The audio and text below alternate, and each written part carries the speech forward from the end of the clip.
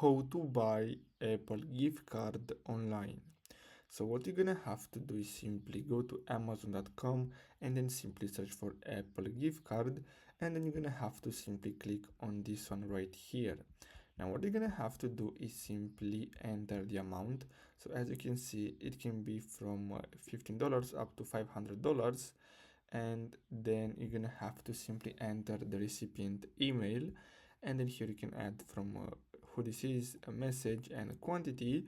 And if you want to get this right now, you're gonna have to leave it like this, or if you want, you can schedule and then simply proceed with the payment. So simply click on buy now, and that's all you have to do. Now as you can see, it can be used on App Store, iTunes, iPhone, iPad, AirPods, MacBook, accessories and more. So this is an e-gift. So basically this is digital. So I hope you found this video helpful. Don't forget to like and subscribe. Thanks for watching.